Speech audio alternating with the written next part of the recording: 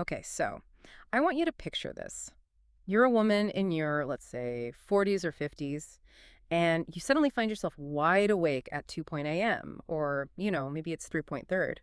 You're just staring at the ceiling and thinking, what on earth happened? I used to be a great sleeper. If that sounds at all familiar, then, well, this deep dive is absolutely for you. We hear this all the time. I mean, sleep disruption is often the single most disruptive and, frankly, maddening symptom that midlife women experience.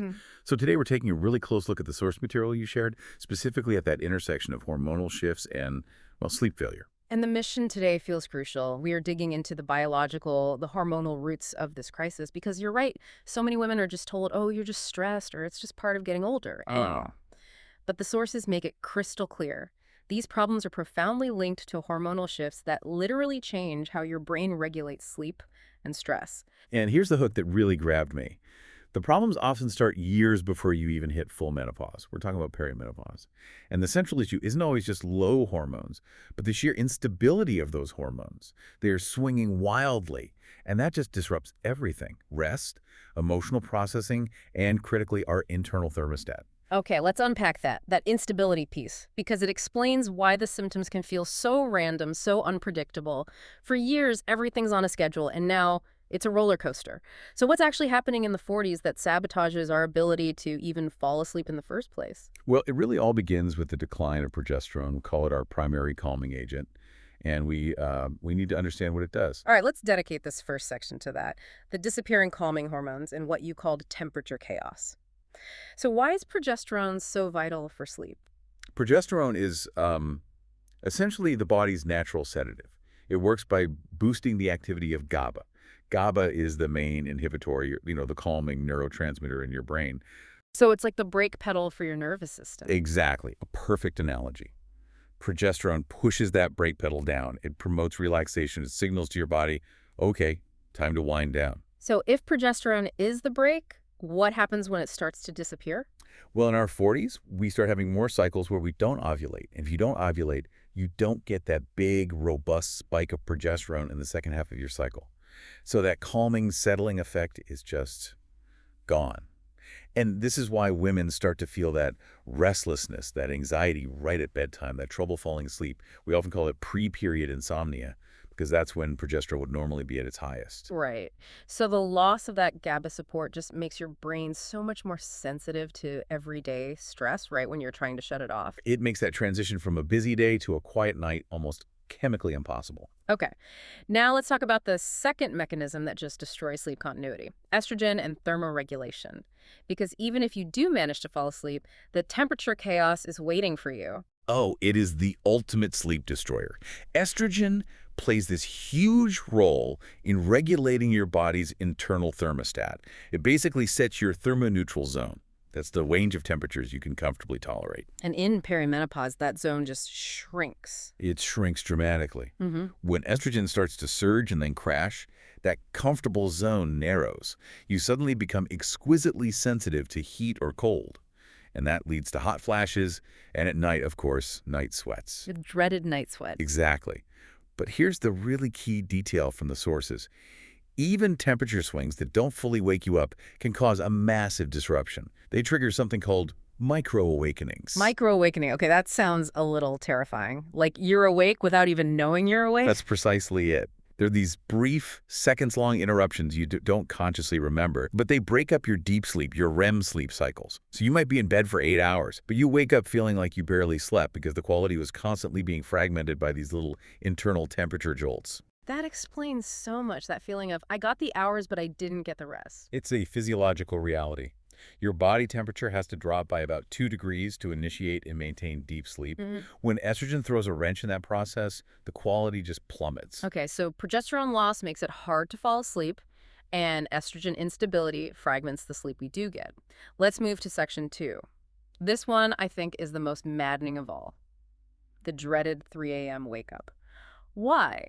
Why does our body suddenly decide that 3 to 5 a.m. is the perfect time to start obsessing about an email you sent in 2012? This brings us right to cortisol. and stress sensitivity. Remember, we just lost the calming power of progesterone. When that brake pedal is off, your body becomes hypersensitive to stress signals. And cortisol is our main stress hormone. It should be at its absolute lowest around midnight or 1 a.m. But in midlife, for many women, it's doing the exact opposite. Precisely. We see this dysregulation where cortisol often spikes prematurely, right in that early morning window between 3 and 5 a.m. And that sudden surge of stress hormone is what physiologically causes the abrupt waking, the racing heart, the rush of anxiety, those racing thoughts. It feels like an adrenaline shot. That feeling of being wired but tired, Yeah. everyone listening knows that feeling. You're exhausted, but your brain is running a 5-alarm fire drill. Did the sources link this spike to anything specific? They did. They connect it very strongly to blood sugar management. What often happens is that your blood sugar levels can crash in the middle of the night. This dip forces your body to pump out cortisol and adrenaline to tell your liver, hey, release some stored glucose. It's a survival mechanism. But a survival mechanism that completely sabotages your sleep. It's a neurochemical panic button being pressed while you're trying to rest. That is a phenomenal connection, and it's a perfect example of how this is all interconnected. So beyond cortisol, there's also just the natural decline in the sleep hormone itself, right? Yes, melatonin. Melatonin production just naturally declines as we age. It really starts to drop in our 40s and 50s. And melatonin is what sets our circadian rhythm. It signals darkness. It prepares the body for sleep. So you've got less of it, which already makes it harder to fall asleep and causes you to wake up earlier, which is bad enough. It is. And that natural decline is hugely compounded by our lifestyle. All that exposure to blue light from screens late at night and chronic stress. Both of those actively suppress whatever melatonin you're still producing. It becomes a real double whammy. Okay, so we have the biological roots. But poor sleep, it never exists in a vacuum. Let's connect the dots in section 3. The sleep metabolism anxiety triangle. Because the fallout for mood and weight is huge. It's a truly vicious cycle. And the sources really highlight the metabolic disaster that unfolds. When your sleep is disrupted, especially deep sleep, it throws your hunger and satiety hormones completely off balance. Ghrelin, the hormone that says, I'm hungry, it spikes. And leptin, the one that says, I'm full. I'm guessing that. It drops at the same time. So you wake up exhausted, you are physiologically hungrier, and you don't feel satisfied as quickly. Pair that with the higher cortisol we just talked about, and it massively worsens insulin resistance. Your body starts desperately craving sugar and simple carbs for that quick energy hit. Which directly explains the midlife weight gain, especially around the middle. Even when you haven't really changed your diet, the hormonal chaos is just making your metabolism less efficient and driving you to crave the exact foods that will cause another 3 a.m. cortisol spike. Absolutely. The body's in a state of high alert, and it's demanding fuel. And the sources also brought up a really fascinating point about the gut-brain connection here. This is so important. So many women notice nighttime bloating or GI discomfort that actually wakes them up, and we just assume it's something we ate. Right, that's the first thing we look at. But these hormonal shifts directly affect the gut microbiome. A disrupted gut increases inflammation and stress hormones, which, guess what, circle right back to causing poor sleep and more cortisol reactivity. That specific nighttime GI distress is often a hormonal effect, not just a coincidence. That's a crucial distinction. Yeah. Okay, finally in this section, let's talk about the emotional part, the rumination, the anxiety, the brain that will not shut off. The hormonal fluctuations, especially those estrogen crashes, they affect the amygdala. That's the brain's emotional processing center. At night, without any of the daytime distractions, the brain becomes hyper-focused and really vulnerable to stress processing. And that results in the classic racing thoughts and worry loops. And what's so essential for everyone to hear is that this is a neurochemical pattern. It is driven by biology. It is not a character flaw. It's not proof that you're suddenly bad at handling stress. Recognizing it as a biological pattern is absolutely the first step to treating it. Okay, so now that we get the biology, let's get into section 4. Targeted, actionable strategies. What do the sources say actually works? Let's start with the quickest fix for that temperature chaos. Temperature control. Simple as that. If instability is the problem, stability is the solution. And the recommendation is very specific. Keep the bedroom between 65 and 68 degrees Fahrenheit. That seems almost too simple to be effective. Are the results really that big? They are massive. The source material shows that just stabilizing the room temperature can reduce those nighttime awakenings, both ones you notice and the micro awakenings, by 40 to 60%. That is a huge return on investment for, a fan or cooling bedding. You're fighting the physiology. Okay, let's tackle the 3 a.m. speak. We know it's often triggered by a blood sugar crash, so how do we prevent the crash? By stabilizing your blood sugar before you go to bed. This means you have to be really mindful of your dinner. You want to avoid heavy sugar or really carb-heavy meals at night. Those cause the sharp glucose rise and then the inevitable crash. Instead, you need protein and healthy fat with your dinner. And the timing is key. The sources say don't eat within 2 to 3 hours of sleep. But that can be tough. I mean, if you finish work at 8 p.m., what do you do? That's where planning comes in. If 11 p.m. is your bedtime, you have to be done eating by 9. If that's just impossible, the advice is to make that evening meal lighter.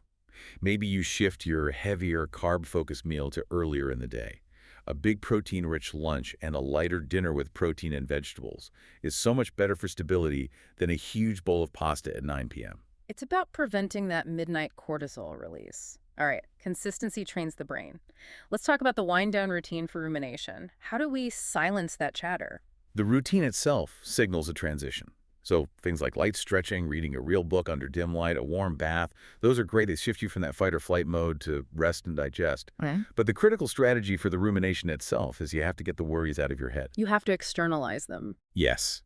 Write down tomorrow's to-do list earlier in the evening, like right after dinner. Getting those nagging thoughts onto paper reduces the brain's need to keep looping through them when you lie down. It's like you're delegating the worry to the paper. I love that. Okay, moving to specific supports. What are the most effective tools to replace that lost calming effect of progesterone? Magnesium glycinate comes up again and again. It's highly effective for relaxation, for muscle tension, and for sleep depth because it works on those same GABA receptors. The typical dose mentioned is around 200 to 400 milligrams, but you should always check with a professional on that. And then there's the single biggest sleep disruptor that so many of us use to try and relax. Alcohol. The sources are just unequivocal on this. Alcohol is a tremendous sleep disruptor, especially for women in midlife.